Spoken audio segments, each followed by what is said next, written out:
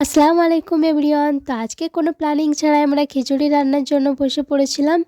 আর দেখো ছোট্ট চুলাটাকে জ্বালিয়ে নিয়েছিলাম, যেহেতু আমরা এখানেই রান্না করব সেই জন্যই।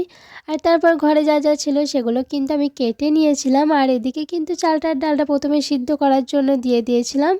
তারপর আমি কেটে রেখেছিলাম যে সবজিগুলো, সেগুলো কিন্তু এক এক করে দিয়ে দিয়েছিলাম। আর এখন একটু পানির দরকার ছিল, সেই জন্য এখানে একটু পানি অ্যাড করে নিয়েছিলাম। আর এদিকে রান্নার মাঝপথে কিন্তু উনানটা বন্ধ হয়ে গিয়েছিল।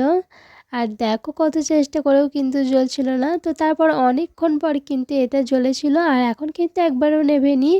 আর আমাদের তো 3বার হাঁড়ি পাল্টাতে হয়েছে, যেহেতু আমরা জানি না যে কেমন কি চালের পরিমাণ, সেই জন্যই। আর এখন দেখো এটা কিন্তু না নেবার কারণে হয়েই এসেছিল। আর খিচুড়িটা কিন্তু শেষমেশ নামিয়ে নিয়েছিলাম, আর দেখো কত সুন্দর হয়েছিল। আর আমরা কিন্তু অনেকজন মিলেই করেছিলাম। আর তারপর খাওয়া দাওয়ার পর চুলোটা ভালোভাবে লাথা দিয়ে নিয়েছিলাম। তো আজকের ভিডিওটা এই পর্যন্তই। আল্লাহ হাফেজ।